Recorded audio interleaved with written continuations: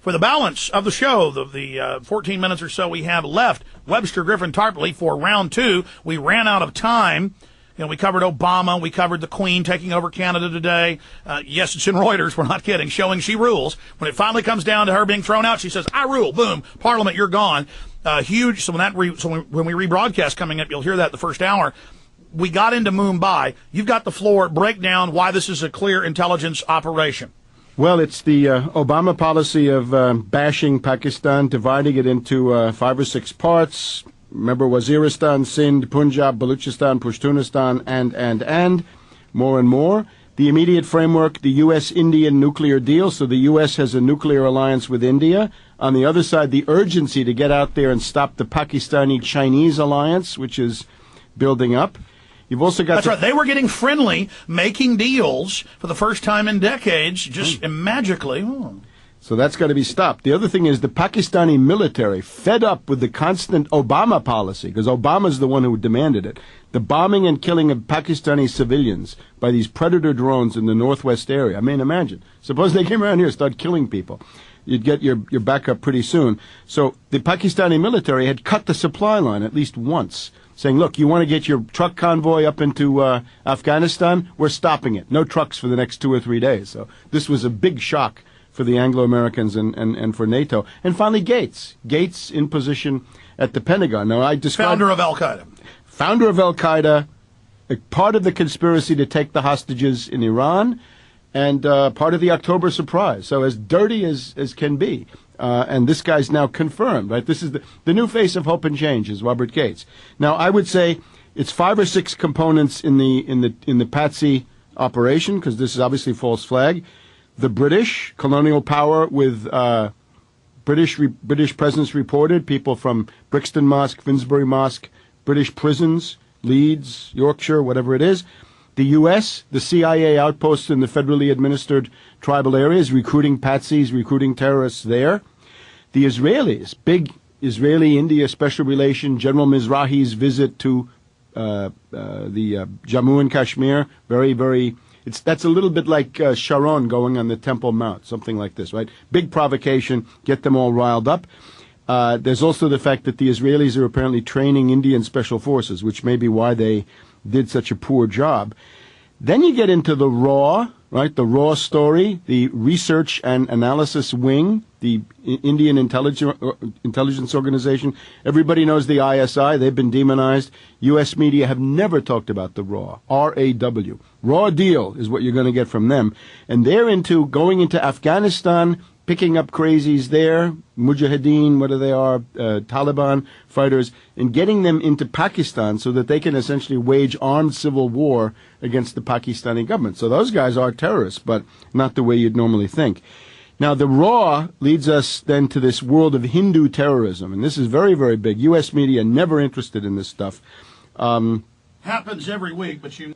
Happens every week. But you never hear about it. In particular, the guy that you're mentioning, right? I think this guy, Karkare, the anti-terrorism boss of Mumbai, I think is a hero of our time. Who busted a Hindu extremist group army captain really staging the last train bombing, blaming it on Muslims. Right. So he goes in there with his commanders. They all get killed in the first minutes. It's clear that there were snipers who were given the specific task of eliminating Karkare and 3, 4, 5 of his closest associates. Because he'd been on the news saying the government's staging the terror. Saying in particular that this was being done through Hindu patsies, not Islamic, but Hindu patsies. This is a big thing. There's a whole world of Hindu terrorism that they want to deny. And he's killed during the melee. Hold on, let's continue. I'm going to skip this one. Free yourself. I'm skipping this one, too, again, just for internet audience, and we'll come back and finish up. You've got 3 minutes to flesh out the head of anti-terrorism saying it was a government op in the days before, and then they kill him. And then we go back to broadcast. Yeah. Okay, so this is Karkare. Now, he had been investigating the Maligan massacre. The Maligan massacre, 2006, 37 dead. And he had been saying, look, it's not clear that these were Muslims. It's not clear that these were Pakistanis at all. It looks to me more like it's this world of Hindu, and he bossed the army captain. Terrorism. He bossed the army captain. And the BJP candidate, basically the shadow prime minister of the BJP, the Hindu nationalists, I guess, had come out saying this guy should be fired. There were calls to fire him, and he was getting before death he was killed. Right. So now, in the middle of this event, It looks like there's a special team that has only one task, which is to kill him, because they knew that he would be in the front rank of the people doing something about it, whereas the other Indian forces, I mean, I want to warn good 65 cops. I want hours. to warn good cops and good FBI, like John O'Neill, who they killed in 9/11 and threw in the building. Every time we see an op, even Waco, some cops exposing Clinton that had been state police exposing him, who'd gotten a BATF job. You see the BATF go in the window and they climb in and they shoot their own men. So they love to use operations to kill their own people inside the operation to tie up loose ends. Go ahead. And this brings us to the world of where do you get Hindu terrorists? Again, this BJP is the governing party. They'll probably be back in power soon.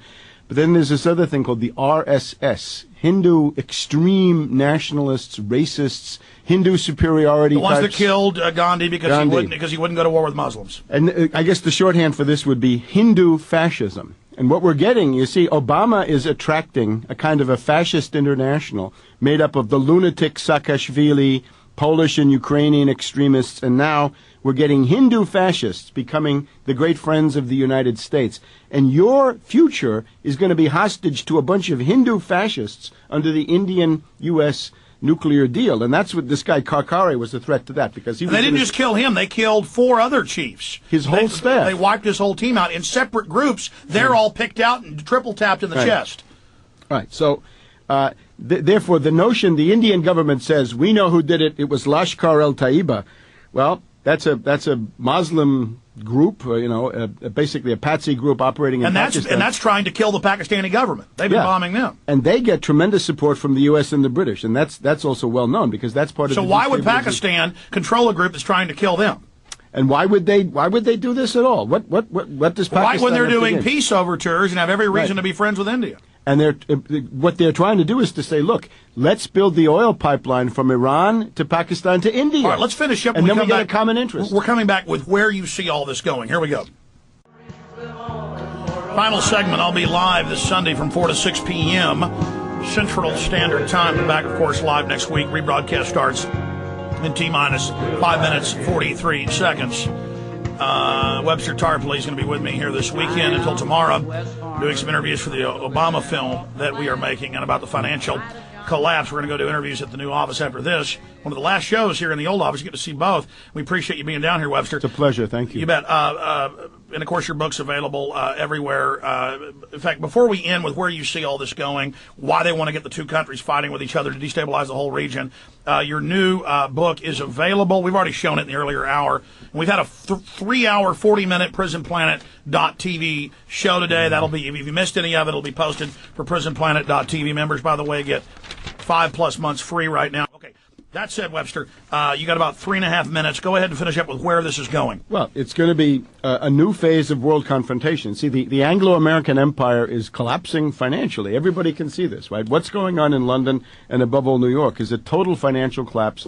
We seem to be in a phase of deflation and strength of the dollar. But I think this is an illusion, and it's only a passing phase. It's because a lot of people are trying to deleverage. They're trying to pay down debt, which is largely dollar-denominated debt. Everybody's dumping their assets right now. Right. So there's a glut of all commodities. The hedge funds are in liquidation mode. Everybody's selling to try to get dollars to pay off debt so you don't go bankrupt. But with this $7 trillion and some odd injected, we can, I think, look forward to a phase of hyperinflation in 2009. In other words, we're going through a valley of deflation. We had hyperinflation already clearly beginning in July, August with the oil price, up to 100. We're now seeing the depression of Main Street and the real economy. There will now soon be an overlay of hyperinflation. Right. So phase of deflation. Hyper-stagflation.